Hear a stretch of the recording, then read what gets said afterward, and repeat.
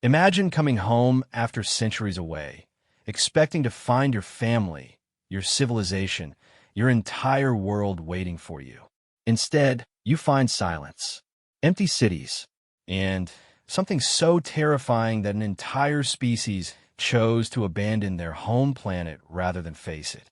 This is the story of humanity's greatest mistake, and the alien crew who discovered what we left behind. When the Zelkari exploration vessel Void Whisper detected the abandoned human homeworld, they expected to find ruins, perhaps some archaeological treasures.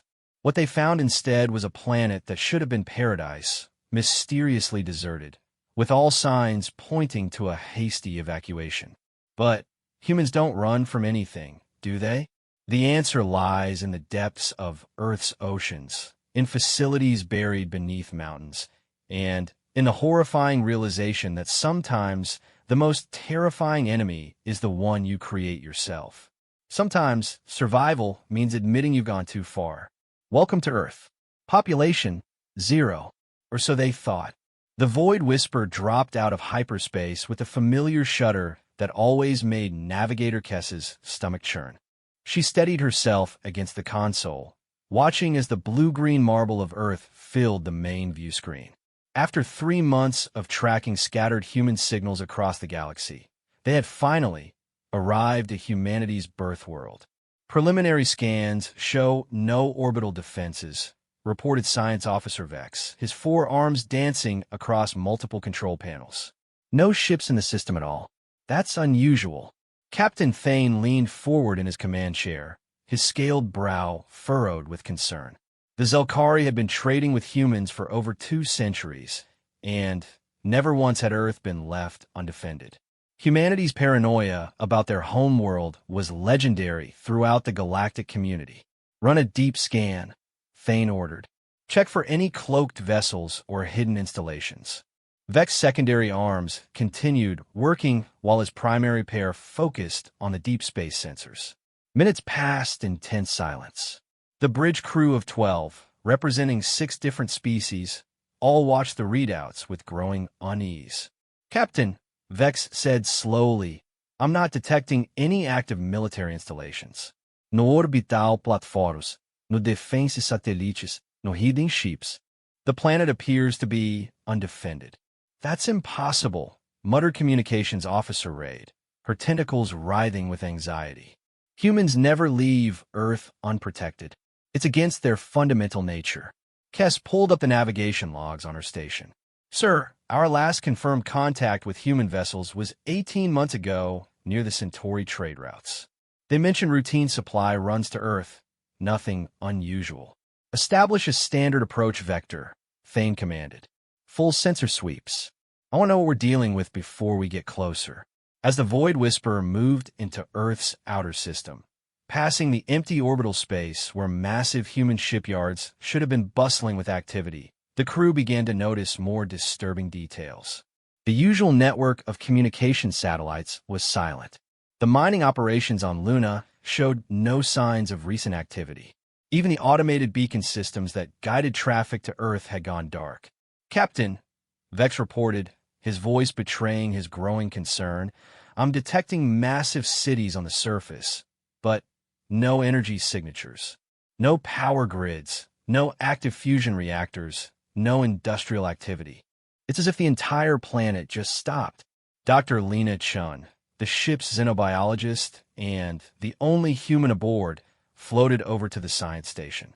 Her small frame moved with the practiced ease of someone who had spent decades in space, but her usually calm expression showed deep worry. This doesn't make sense, she said, studying the sensor data. These readings show cities designed for billions of inhabitants, but I'm not detecting any life signs. Where did everyone go? Could it be a quarantine situation, suggested Tactical Officer Zarn, his insectoid features clicking nervously. Some kind of biological threat. Negative, Dr. Chen replied after checking the atmospheric readings. Air composition is normal for human habitation. No signs of toxins or biological agents. The atmosphere is actually cleaner than it was in historical records. Thane made a decision that would haunt him for the rest of his life. Take us into orbit. Establish a standard scanning pattern. I want to know what happened here. As they approached Earth's atmosphere, the scope of the mystery became even more apparent. Through the main view screen, they could see vast cities spread across the continents, their architecture gleaming and seemingly undamaged. Highways snaked between population centers like arteries, but no vehicles moved along them. Airports sat empty, their runways clear, but showing no signs of recent use. I'm detecting some very old energy signatures, Vex reported, his four arms working frantically across his instruments. Looks like massive power drains occurred approximately 16 to 18 months ago. Then, everything just went dark. 16 months, Dr. Chen repeated. That matches roughly with when human vessels stopped appearing at the outer colonies. Raid suddenly straightened at her communication station. Captain, I'm picking up an automated broadcast. It's very faint, coming from somewhere on the North American continent. Put it through the speakers. The bridge filled with static. Then a voice emerged, unmistakably human, but strained with an emotion that sent chills through the mixed species crew. This is Emergency Broadcast Station Alpha 7. If anyone receives this message, stay away from Earth. Do not land. Do not attempt to make contact. Humanity has evacuated. The project was a mistake. We cannot undo what we have done. The planet is not safe. Repeat, Earth is not safe. This is our final warning. The message repeated 3 times before dissolving back into static. How old is that transmission? Thane asked. Based on signal degradation and my knowledge of human broadcast technology, Raid said, I'd estimate 14 to 15 months. Dr. Chun was studying her portable scanner with intense concentration. Captain, permission to access the ship's historical databases. I need to research something. Granted. As Dr. Chun worked at a secondary console, pulling up decades of human scientific papers and government communications, the rest of the crew continued their scans of the seemingly abandoned planet below. I'm detecting some unusual readings from the Pacific Ocean, Vex announced. There appear to be massive structures beneath the water, but they're shielded somehow. My sensors can't penetrate whatever material they're using. Underwater cities? Suggested Kess. No, Dr. Chun said suddenly, her face pale as she looked up from the historical database. Not cities. Laboratories. She transferred her findings to the main screen. Documents and research papers filled the display, most marked with high-security classifications from the Human Colonial Authority. 3 years ago, human scientists announced a breakthrough in what they called evolutionary acceleration. They claimed they could speed up natural selection processes and create improved versions of existing species. The project was called Operation Genesis. Improved how? Thane asked, though he was beginning to suspect he didn't want to know the answer. Stronger, more intelligent, more adaptable. They started with simple organisms, then moved to more complex life forms. The research papers stopped abruptly about 2 years ago, right around the time the project was classified beyond the highest security levels. Dr. Chin pulled up a schematic that made the entire bridge crew step back from their stations. It showed a massive underwater facility, stretching for kilometers beneath the Pacific Ocean. The complex was labeled Genesis Primary Research Station, and the scale was almost incomprehensible. According to these files, they built 12 of these facilities around the globe. Each one was designed to house thousands of research specimens in controlled environments. They were working with Earth's deadliest predators, great white sharks, saltwater crocodiles, Bengal tigers, polar bears. But the classified sections mentioned something called apex development. Captain, Vex interrupted, his voice tight with fear, I'm detecting movement in the underwater structures. Something large is active down there. On the tactical display, sonar-like readings showed massive shapes moving through the underwater complexes. Whatever was down, there was huge, far larger than any known Earth species. How large? Thane asked. The largest readings suggest creatures over 30 meters in length. Multiple species, all active, all moving in coordinated patterns. Dr. Chan was scrolling through more classified documents, her face growing paler with each revelation. "Oh God," she whispered. "They didn't just improve existing species. They created entirely new ones." She transferred another file to the main screen. The document was titled Project Apex, Final Report, and was dated just 18 months ago. They combined genetic material from multiple apex predators and enhanced it with artificial improvements. Increased size, enhanced intelligence, improved coordination abilities, resistance to conventional weapons. They created super predators. And then what? Thane demanded. Then they lost control, Dr. Chun said quietly. The enhanced creatures broke containment. They spread throughout Earth's ecosystems. The documents mention uncontrolled reproduction and exponential population growth. Humanity had a choice: try to fight creatures that were specifically designed to be unkillable or evacuate their home planet. They ran, Kess said in disbelief. Humans actually ran away. Wouldn't you? Dr. Chun shot back.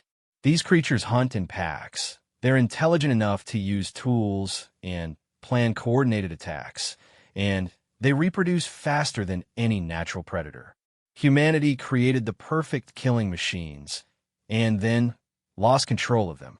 The bridge alarm suddenly began blaring. On the tactical display, multiple contacts were rising from the ocean depths, moving toward the surface at incredible speed. "Captain!" Vex shouted over the alarms. "Whatever's down there, it's coming up.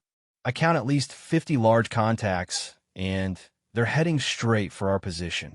Through the main view screen, they could see the Pacific Ocean beginning to churn and foam. Something was disturbing the water from below, and whatever it was massive. "All hands, secure for emergency maneuvers," Thane commanded. "Take us to a higher orbit now." As the Void Whisper began to climb away from Earth's atmosphere, Dr. Chun stared at the churning ocean below. "Captain, we need to warn the other ships.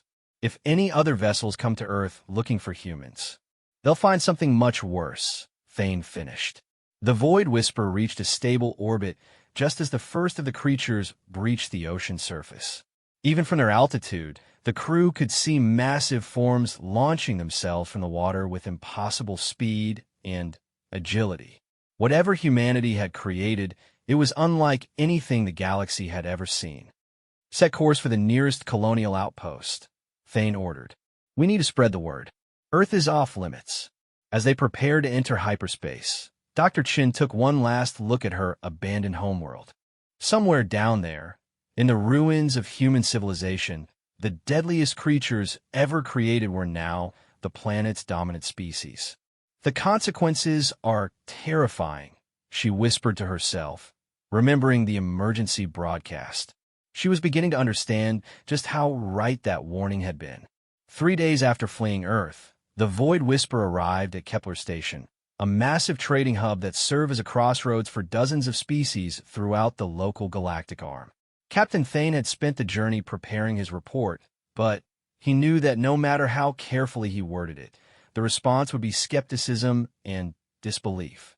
The station's docking bay buzzed with activity as merchants, diplomats, and travelers from across known space conducted their business. Representatives from the Galactic Council maintained offices here, making it the perfect place to spread their warning about Earth. Dr. Chun accompanied Captain Thane to the emergency session he had requested with the Council's local representatives. The meeting room was a sterile white chamber designed to accommodate the various environmental needs of different species. Atmospheric controls adjusted automatically as beings requiring different gas mixtures and pressure levels took their seats around the central conference table. Captain Thane acknowledged Council Representative Mira, a crystalline being whose body reflected light in constantly shifting patterns. "Your emergency request mentioned a threat to galactic shipping. Please explain." Thane activated the holographic display at the center of the table, showing the recordings they had made of Earth. 72 hours ago, my crew investigated Earth after noting the absence of human vessels in normal trade routes. What we found there represents a potential danger to every spacefaring species in this sector. The assembly watched in growing horror as the recordings played. Empty cities, silent orbital space, and, finally, the massive shapes erupting from Earth's oceans with predatory grace. Impossible, declared Ambassador Kren, a four-armed humanoid whose species had traded with humans for generations. Humans don't abandon their territory. They're the most territorially aggressive species we've encountered. Dr. Chun stood, her small human frame dwarfed by the alien representatives around her. With respect, Ambassador Kren, we didn't abandon Earth by choice. We were driven away. She activated her own data files, displaying the classified research documents they had recovered. My species created enhanced predators as part of a military research project. The creatures escaped containment and overran Earth's ecosystems. Humanity evacuated rather than face extinction. Military research. Representative Myra's crystalline form pulsed with alarm. What kind of military research? Biological weapons, Dr. Chin admitted, the words tasting bitter in her mouth. We enhanced Earth's apex predators with artificial genetic modifications. Increased size, intelligence, coordination abilities, and reproduction rates. We created perfect killing machines. And now they own Earth, Thane added. Our sensors detected at least 50 large contacts in just one oceanic facility. Based on the timeline Dr. Chun has provided, they've had over a year to spread and multiply. Ambassador Yilk, whose species resembled a giant mantis, clicked his mandibles nervously. You're asking us to quarantine an entire planet based on these recordings? I'm asking you to save lives, Thane replied firmly. Any ship that approaches Earth expecting to find humans is going to encounter something far worse. The debate that followed lasted for hours. Species representatives argued about jurisdiction, evidence standards, and the economic impact of quarantining one of the galaxy's major trade partners. Dr. Chin grew increasingly frustrated as politicians debated while predators multiplied on her homeworld. Finally, Representative Mira called for order. The Council will establish a preliminary advisory warning about Earth. All vessels will be advised to avoid the system until we can conduct our own investigation. That's not enough, Dr. Chin protested. You need a complete quarantine. Those creatures are specifically designed to be apex predators. They adapt, they learn, and they multiply exponentially. Dr. Chun, Ambassador Kren said dismissively, your species has a tendency toward dramatic exaggeration. I find it difficult to believe that any biological entity could pose a serious threat to modern starships. Then you don't understand what humanity is capable of when we put our minds to destruction, Dr. Chin shot back. We didn't just make these creatures bigger and stronger. We made them smarter. Smart enough to use tools, plan coordinated attacks, and adapt to new environments. We'll send a scientific expedition to verify your claims, Representative Mira announced. The research vessel Harmony's Light is currently docked here. They can investigate and provide an objective assessment. Dr. Chun felt ice form in her stomach. Don't send scientists. If you must send anyone, send a military vessel with heavy weapons and fast engines. That seems excessive, Ambassador Kren replied. The Harmony's Light has adequate shielding and defensive systems for a simple research mission. You're making a mistake, Thane warned. Those recordings show creatures over 30 meters long moving at impossible speeds. Whatever humanity created down there, it's not bound by normal biological limitations. The meeting concluded with the Council's decision to send the Harmony's Light to Earth for a preliminary assessment. Dr. Chun left the chamber with a growing sense of dread. 2 days later, the Harmony's Light departed Kepler Station with a crew of 23 scientists and research specialists. Captain Thane requested permission to follow at a safe distance, but the Council denied his request, citing potential interference with their investigation. The Void Whisper remained docked at Kepler Station while they waited for reports from the research vessel. Dr. Chun spent her time analyzing the genetic data they had recovered from Earth's databases, trying to understand the full scope of what humanity had unleashed. The genetic modifications are extensive. she explained to Thane in his quarters. They enhanced not just physical capabilities, but neural development as well. These creatures have brain structures that allow for complex problem-solving and group coordination. How complex? Thane asked. Complex enough to recognize that spacecraft represent potential threats or opportunities. Complex enough to plan ambush tactics. Complex enough to learn from each encounter and adapt their strategies accordingly. 1 week after the Harmony's light had departed, Kepler Station received an automated distress signal. The message was brief and terrifying. This is Captain Voss of the research vessel Harmony's Light. We are under attack. Repeat, we are under attack. Massive biological entities have breached our hull. They appear to be working together in coordinated assault patterns. Our weapons are ineffective. They're using tools. Oh God, they're using our own equipment against us, sending our research data in emergency burst transmission. Do not come to Earth. Do not send rescue ships. The planet is lost. The creatures are spreading beyond the oceans. They're in the cities now. They're everywhere. This is our final transmission. The emergency burst contained sensor data that made the council representatives go silent with shock. The recordings showed creatures that defied biological possibility, massive predators that moved with intelligence and purpose, using salvaged human technology to enhance their hunting capabilities. They're wearing human armor, Dr. Chen said quietly as she analyzed the footage. They've figured out how to use human weapons and equipment. They're not just predators anymore. They're a technological species. The images showed creatures the size of subway cars wielding human plasma rifles with devastating effectiveness. They moved in coordinated formations, flanking the research vessel from multiple directions while maintaining sophisticated communication patterns. How is that possible? Ambassador Kren demanded, his previous skepticism replaced by dawning horror. Humanity enhanced their intelligence along with their physical capabilities, Dr. Chen explained. We gave them problem-solving abilities and the capacity to use tools. They've had over a year to study abandoned human cities and technology. They've been learning. Representative Myra's crystalline form pulsed with urgent light patterns. Emergency session. Full council. We need to establish immediate quarantine protocols for the entire Sol system. It may already be too late, Dr. Chen warned.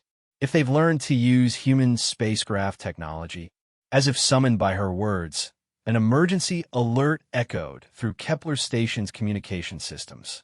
Long-range sensors had detected an unidentified vessel entering the system's outer rim. The ship's design was unlike anything in known galactic databases, but its energy signatures matched those of human technology. It's them, Dr. Chun said with absolute certainty. They've learned to fly. The vessel on the sensors was massive, clearly cobbled together from salvaged human ships, but modified in ways that no human engineer would have considered. Organic growths covered much of its hull, and the configuration suggested a ship built by creatures who thought in 3 dimensions rather than the flat perspectives that most species use for space travel. How many could be aboard a ship that size? Thane asked. Based on their size and the ship's configuration, Dr. Chun calculated quickly, probably 20 to 30 adult specimens. But if they've developed space travel, they're not just expanding randomly. They're spreading systematically. The alien vessel moved through the system with predatory grace, ignoring the commercial traffic and heading directly for the station's primary docking bay. Its approach patterns were too intelligent, too purposeful to be accidental. Red alert, Representative Mira announced throughout the station. All vessels prepare for immediate departure. This is not a drill. They won't attack immediately, Dr. Chen predicted. They're too smart for that. They'll study us first, learn our weaknesses, understand our technology. Then, they'll strike when they have every advantage. How can you be so certain? Ambassador Kren demanded. Because that's exactly what humanity would do, Dr. Chen replied grimly. We created them in our image. We made them the ultimate predators, and we gave them human intelligence to guide their hunting instincts. They're everything we are, but bigger, stronger, and without any moral restraints. As evacuation alarms began sounding throughout Kepler Station, Dr. Chen stared at the approaching vessel on the tactical display.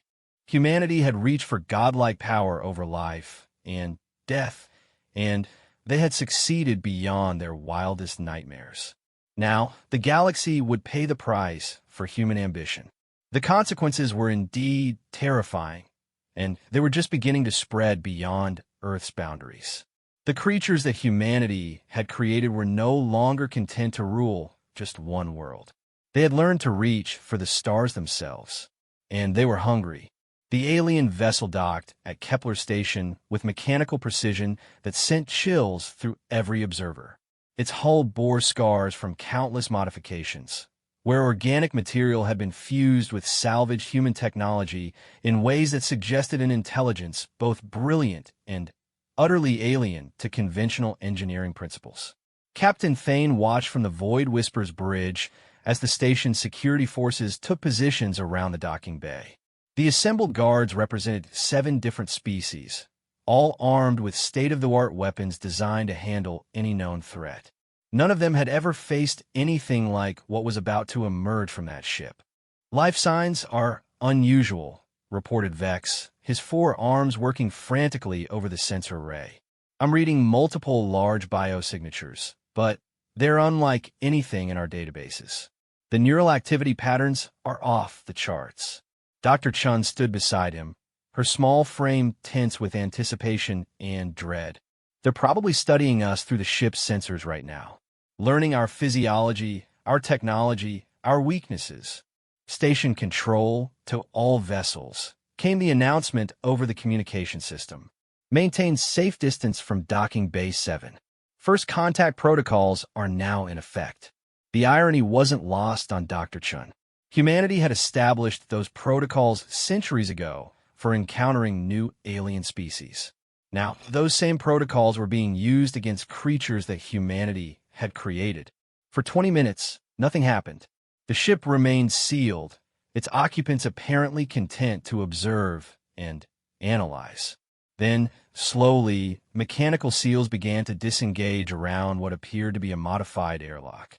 "Whatever comes out of there," Thane said quietly over the internal communication system, "remember that they're likely more intelligent than we assumed. Don't underestimate them." The airlock opened with a hiss of equalizing atmosphere.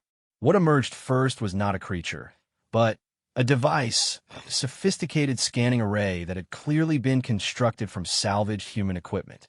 The device extended from the ship on articulated arms, sweeping the docking bay with sensors that hummed with power. "They're scanning the station's defenses," Dr. Chen observed. "Just like human military protocol.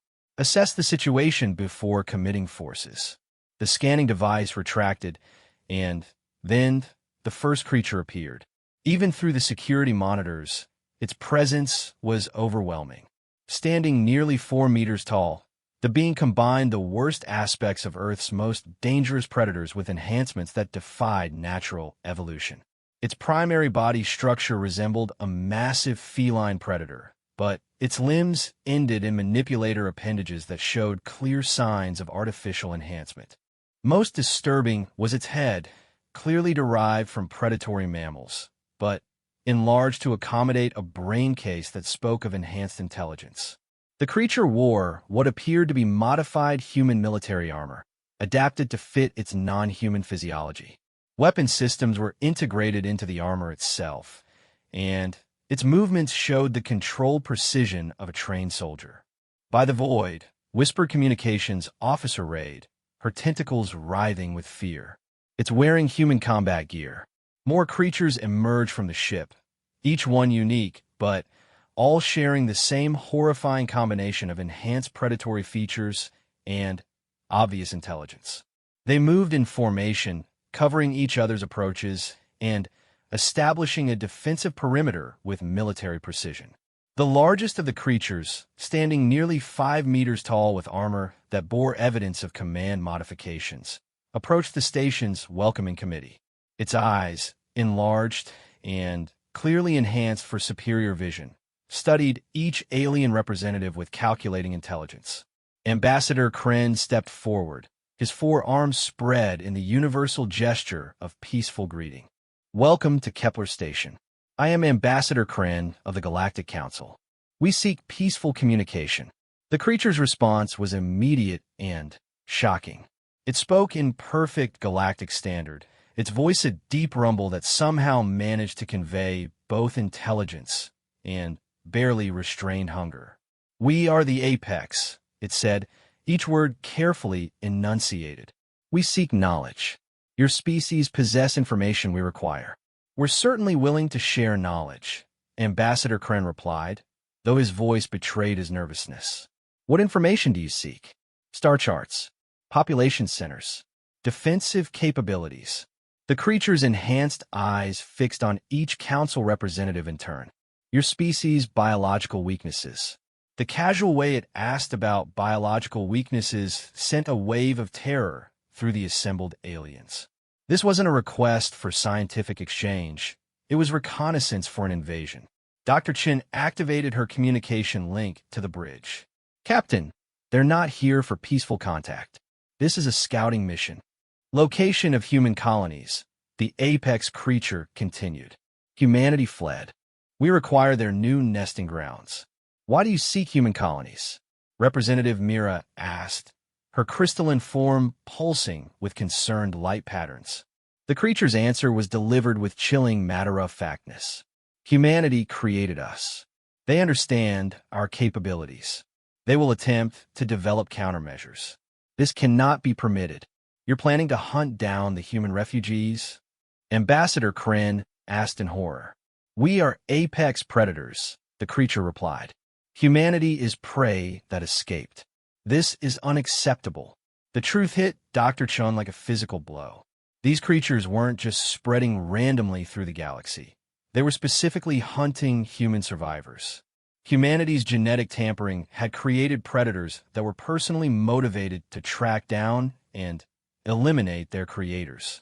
We cannot provide information that would harm human refugees, Representative Mira declared with more courage than her crystalline structure should have allowed.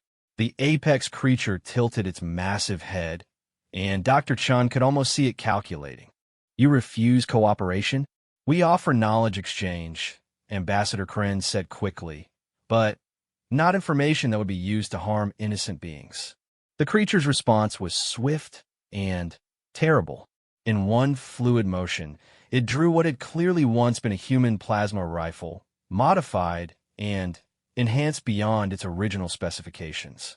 The weapon's targeting system locked onto Ambassador Kren with mechanical precision. Your refusal is noted, the creature said calmly. We will acquire the information through alternative methods. The weapon fired, and Ambassador Kren simply ceased to exist, reduced to superheated particles in an instant. The other apex creatures immediately raised their own weapons, covering every exit from the docking bay. Alarms began blaring throughout Kepler Station as the security forces tried to respond to the sudden violence. But the apex had chosen their moment perfectly. They had studied the station's layout during their approach, identified the optimal positions for controlling the docking bay, and executed their takeover with military precision. Station security to docking bay 7, came the frantic announcement. Stand down immediately. You are surrounded. The lead apex creature activated what appeared to be a communication device salvaged from human equipment. Station inhabitants, we require information. Cooperate, and deaths will be minimal. Resist, and we will harvest your data from your corpses. On the Void Whispers Bridge, Captain Thane was already giving orders. All hands, prepare for emergency departure. Navigator Kess, plot a course for the nearest military outpost. Captain, Dr. Chun said urgently, they won't stop with just this station. They're building intelligence about galactic civilization. Every species they encounter, every ship they capture, every station they study, they're learning how to hunt us all. Through the security monitors, they could see the apex creatures working with terrifying efficiency. They had connected portable computers to the station's main database, downloading everything: star charts, population data, ship registries, defensive protocols. They were conducting the most thorough intelligence-gathering operation the galaxy had ever witnessed. They're not just predators, Dr. Chen realized with growing horror. They're invasion scouts. They're mapping the entire galaxy for conquest. One of the smaller apex creatures approached a terrified maintenance worker who had been trapped in the docking bay. Instead of killing the alien immediately, the creature extended what appeared to be a biological sampling device. "It's taking tissue samples," Vex reported, his voice tight with revulsion. "They're studying our biology." "For what purpose?" Thane demanded. "To learn how to kill us more efficiently," Dr. Chun replied grimly. "They're collecting data on every species they encounter. Physical capabilities, biological weaknesses, psychological profiles. They're building a comprehensive database of galactic species for future hunting expeditions." The lead apex creature had apparently finished downloading the station's databases. It signaled to its companions, who began moving back toward their ship with the same military precision they had shown during their arrival. "They're leaving," Kess observed. "But they've got everything, our entire database of galactic civilization." "They've got more than that," Dr. Chin said quietly. "They've got proof that we're not capable of stopping them. They walked into our most secure station, killed a council ambassador, stole our most classified information, and are walking away without consequences." As the Apex ship undocked from Kepler Station, its hull scarred but its mission clearly successful, emergency transmissions began flooding the communication channels. Word was spreading throughout the galaxy. The Apex had made contact, and that contact had been a military action disguised as diplomacy. "Captain," Vex reported, "I'm detecting massive energy signatures from their ship. They're not just leaving, they're scanning every vessel in the system." Through the view screen, they could see the Apex vessel moving through the crowded space around Kepler Station with predatory grace. Its sensors swept across every ship, every satellite, every piece of technology in the system. "They're cataloging our capabilities," Dr. Chen realized. "Ship designs, weapon systems, defensive technologies. They're preparing for war. A war we can't win," Thane said quietly. "They have human intelligence combined with enhanced predatory instincts. They know our weaknesses before we even understand theirs." The Apex vessel completed its survey and engaged what appeared to be a modified human faster-than-light drive. As it vanished into hyperspace, it left behind a galaxy that was just beginning to understand the scope of the threat it faced. "Where are they going?" Kess asked.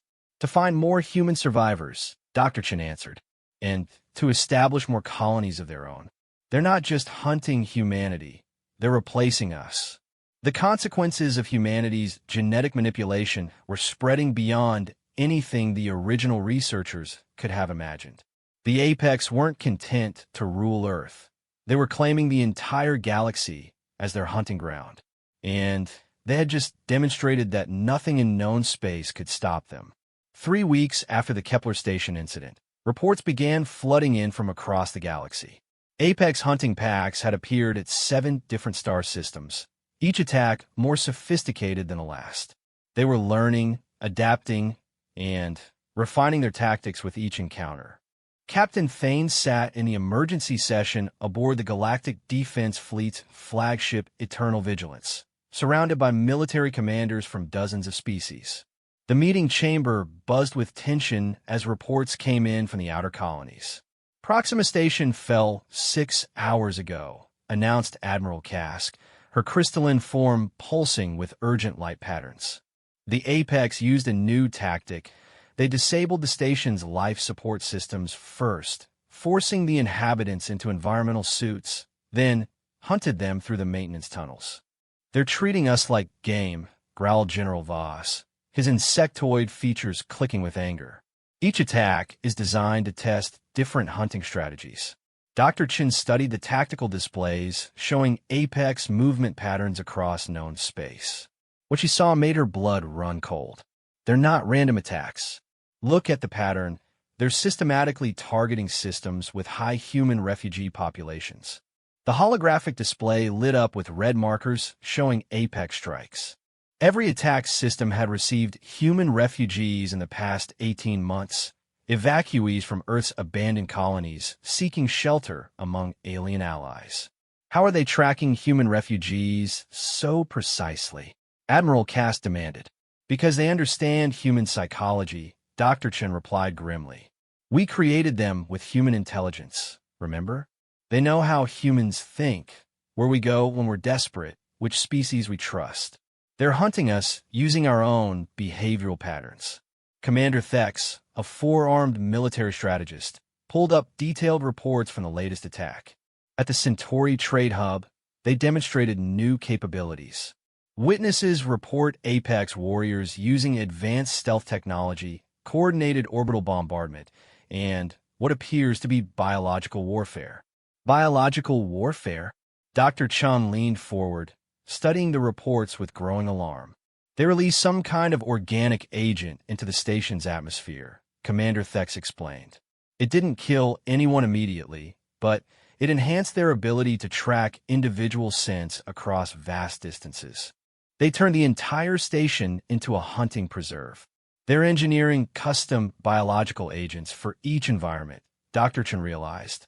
That level of biotechnology suggests they've not only maintained the research facilities on Earth, but they've improved them. Admiral Cask's crystalline structure flashed with urgent patterns. Our current defensive strategies are proving ineffective. Standard military tactics don't work against opponents who can adapt faster than we could develop countermeasures. Because you're thinking like conventional military commanders, Dr. Chen said, causing several alien officers to bristle with indignation. The Apex aren't a military force. They're an ecosystem. They hunt in coordinated packs. They adapt to new environments. And they're spreading like a biological invasion rather than a traditional conquest. General Voss leaned back in his specialized seating, his mandibles clicking thoughtfully. What would you suggest, Dr. Chun? Your species created this threat. My species also knows how to think like predators, Dr. Chen replied. The Apex have one critical weakness. They're overconfident. They've faced no serious resistance so far, which means they're not expecting effective opposition. She activated her personal data pad and transferred information to the main display. I've been analyzing human military doctrine and comparing it to observed Apex behavior patterns. They've inherited our strategic thinking, but they've also inherited our blind spots. The display showed a complex tactical analysis overlaying Apex attack patterns with historical human military strategies. They're using modified human assault doctrines, which means they're vulnerable to the same countertactics that humans developed to fight each other. Explain, Admiral Cass commanded. Humans are ambush predators by nature.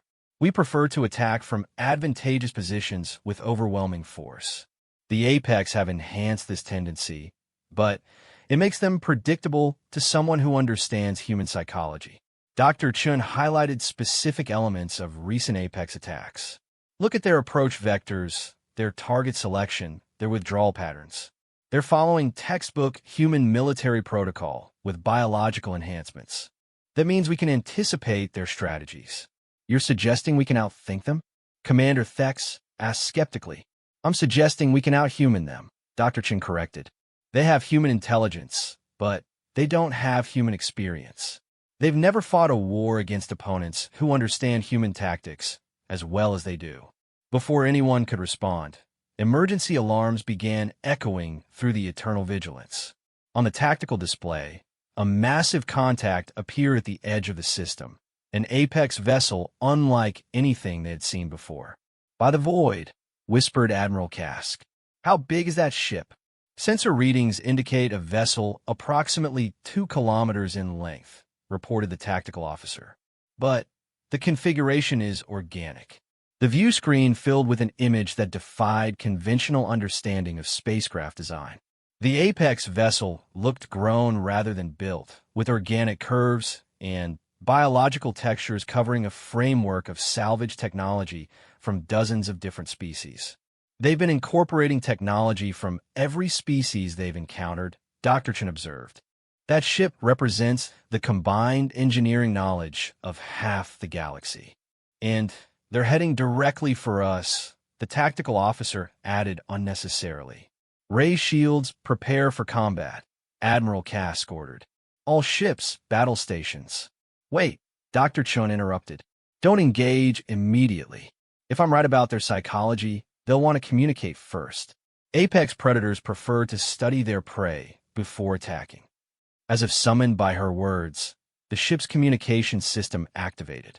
The voice that emerged was unmistakably Apex, the same deep, calculated tones they had heard at Kepler Station, but now with an undertone of something that might have been amusement.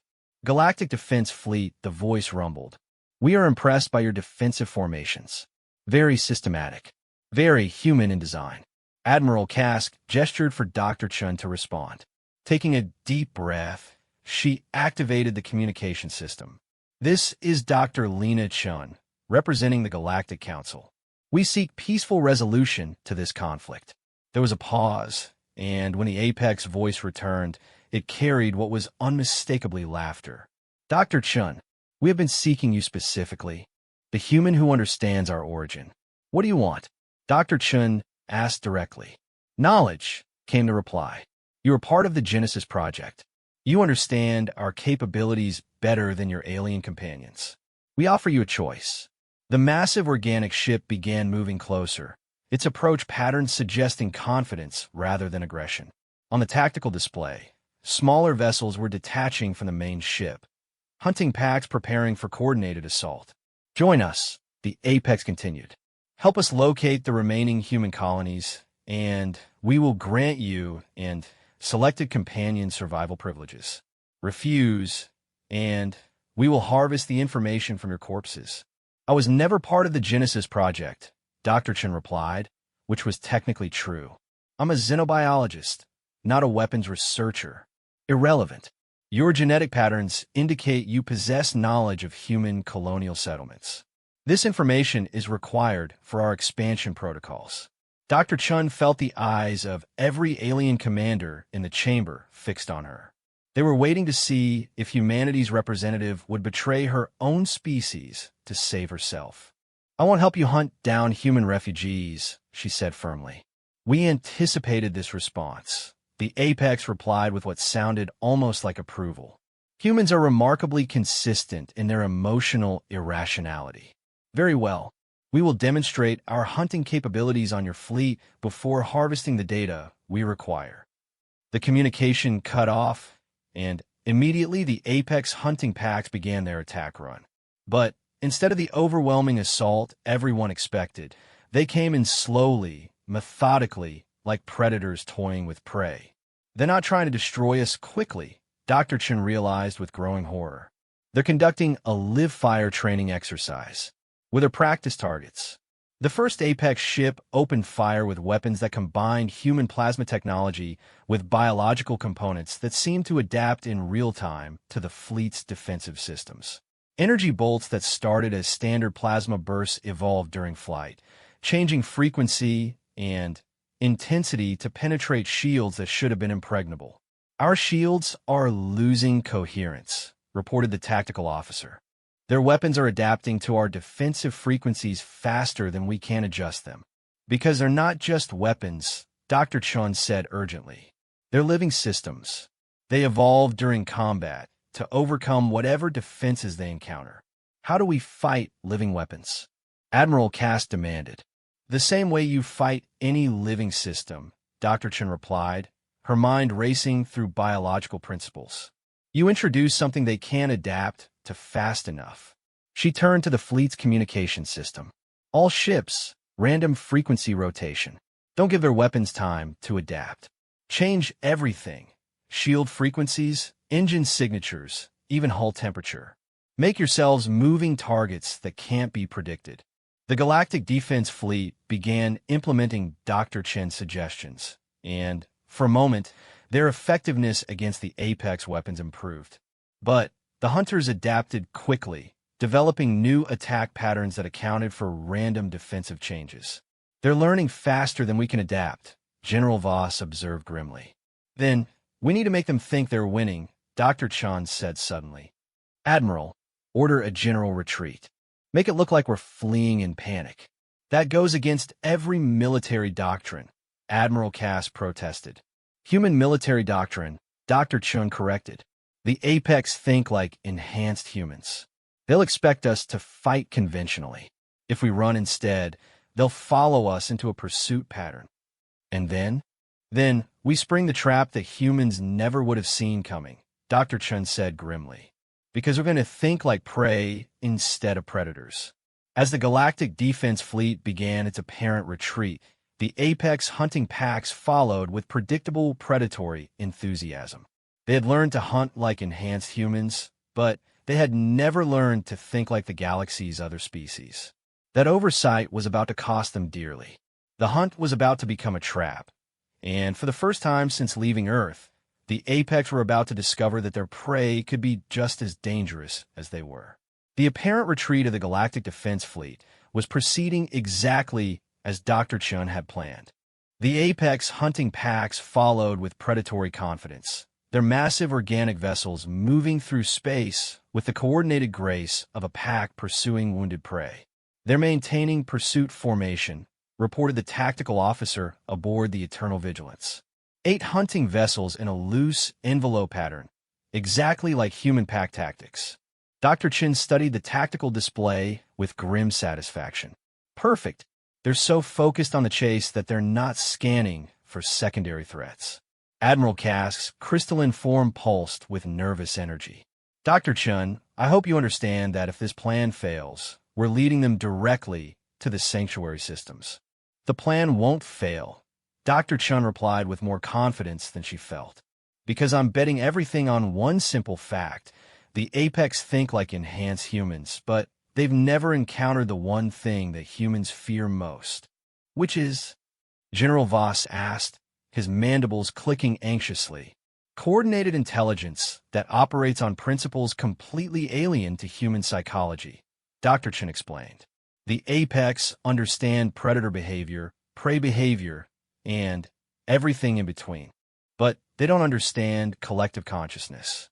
On the tactical display, a new set of contacts appeared. The Hive Fleet of the Zephyrian Collective, a species that operated with perfect unity across thousands of individual vessels. Unlike human military formations, which relied on hierarchical command structures, the Zephyrians functioned as a single organism distributed across multiple ships. The collective agreed to help us? Admiral Cask asked in surprise. I convinced them that the Apex represent an existential threat to all collective mind species, Dr. Chen explained. The Apex hunt individuals and small groups.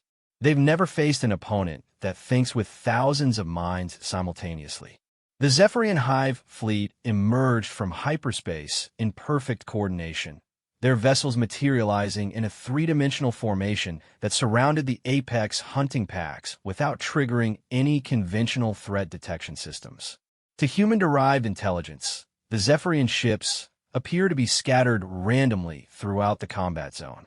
The Apex are detecting the new contacts, reported the tactical officer. But they're not changing formation. They think the Zephyrians are just individual ships operating independently. That's going to be a fatal mistake, Dr. Chun said quietly. The lead Apex vessel attempted to communicate with the Zephyrian fleet using standard protocols. Unidentified vessels, withdraw from combat zone.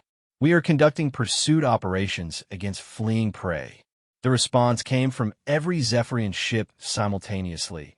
Thousands of voices speaking in perfect unison with a harmony that sent chills through every individual consciousness listening. We are the collective. We do not withdraw. We do not flee. We adapt. Before the Apex could process the implications of that response, every Zephyrian vessel opened fire simultaneously.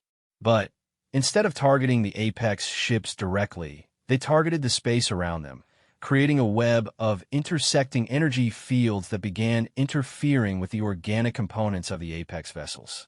What are they doing? Admiral Cass demanded. Something that human-derived intelligence can't predict, Dr. Chin explained. They're not trying to destroy the Apex ships. They're trying to isolate them from each other. The Zephyrian energy web was designed specifically to disrupt biological communication systems. The apex hunting packs, which relied on organic neural networks to coordinate their attacks, suddenly found themselves unable to maintain group coordination. The apex pack is fragmenting, the tactical officer reported. They're falling back to individual ship tactics, which they're not equipped for, Dr. Chen added. The apex are pack hunters. Isolated, they're much less effective. But the creatures that humanity had created were not easily defeated.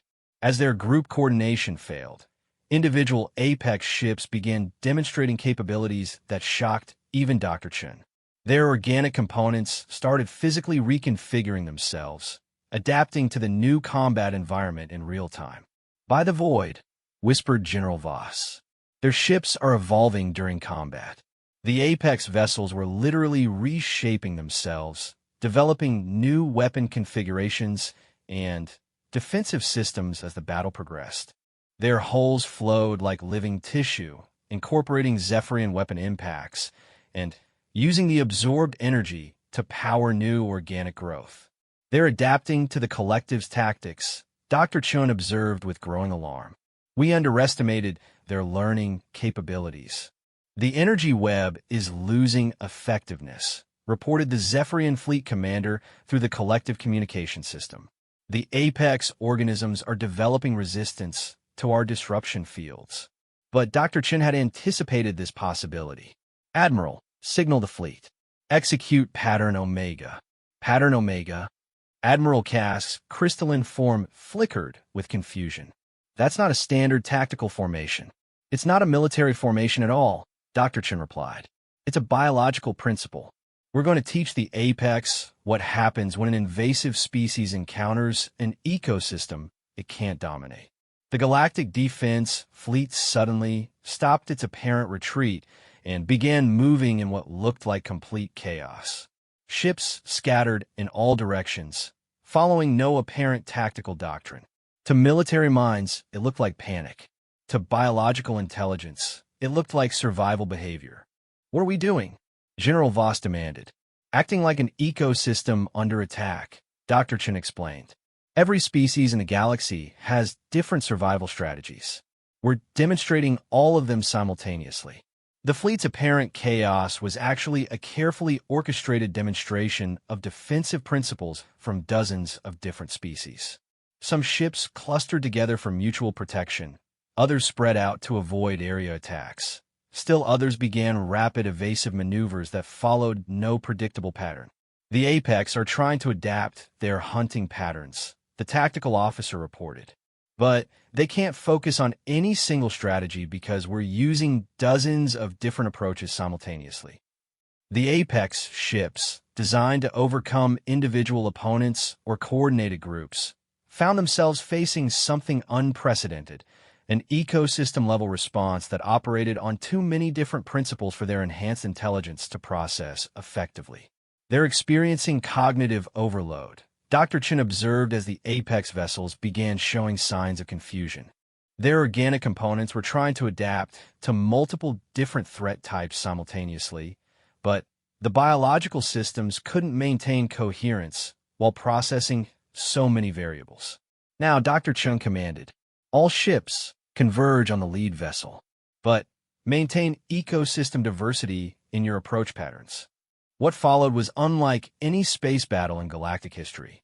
Instead of coordinated military assault, the combined fleets attacked like a living ecosystem defending itself against an invasive predator. Some ships attacked directly, others provided support, still others created environmental hazards that the apex had never encountered. The largest apex vessel, its organic components overloaded by the need to simultaneously adapt to dozens of different attack types, began showing structural failures. Its living hull started contradicting itself, developing defenses against one type of attack that made it vulnerable to others. "The lead ship is losing cohesion," the tactical officer reported. "Its biological systems are fighting each other." Dr. Chen felt no satisfaction at the sight of the massive vessel beginning to tear itself apart. That's what happens when you try to be the perfect predator. You become so specialized for hunting that you can't adapt to being hunted. The other apex vessels, seeing their pack leader failing, tried to coordinate a rescue operation. But their communication systems were still disrupted by the Zephyrian energy web, and their individual adaptation efforts had made their ships incompatible with each other. They can't coordinate, General Voss observed with amazement. Their individual adaptations are preventing them from working together. Exactly the opposite of what an ecosystem does, Dr. Chen agreed. We become more diverse under pressure, which makes us stronger as a group. They become more specialized, which makes them more isolated. The battle's end was not the explosive destruction that characterized most space combat. Instead, the Apex vessels simply became too specialized to function effectively. Their organic components, pushed beyond their adaptive limits, began shutting down non-essential systems. The ships became biological lifeboats, capable of survival, but not of attack. Signal the Apex vessels, Dr. Chun commanded. Offer them terms. Terms, Admiral Kask asked in surprise. Humanity created them, Dr. Chun replied. That makes them our responsibility. We can't undo what was done to them, but we could try to find a solution that doesn't require galactic extinction. The communications system crackled to life with the strained voice of the Apex Pack leader. Dr. Chun, we underestimated. Your species shows unexpected complexity. My species didn't do this alone, Dr. Chun replied. We learned to work with others. That's something you were never taught. We were created to hunt, the Apex responded. It is our nature. Nature can change, Dr. Chun said firmly. Ecosystems evolve. Species adapt to new roles. You don't have to be perfect predators. There was a long pause before the Apex responded. What do you propose? Dr. Chun looked around the bridge at the mixed crew of aliens who had worked together to solve an impossible problem. Integration. You have capabilities the galaxy needs, enhanced intelligence, adaptive biology, problem-solving skills. But instead of using them for hunting, you could use them for exploration, research, protection. You would trust us? The Apex asked with what sounded like genuine surprise. Humanity made a mistake in creating you as weapons, Dr. Chen admitted. Let us make amends by helping you become something better. The negotiations that followed would take months, and the integration of Apex individuals into galactic civilization would take years. But for the first time since leaving Earth, there was hope that humanity's greatest mistake could be transformed into something positive. Dr. Chun stared out at the stars, thinking about the empty cities of Earth and the creatures that now ruled humanity's birth world. The consequences had indeed been terrifying, but they had also led to something unexpected, a demonstration that the galaxy's strength lay not in individual power, but in the diversity of minds working together. The Apex had been created to be perfect human predators. Instead, they had become the catalyst for the galaxy to evolve beyond human limitations. Perhaps that had been the point all along.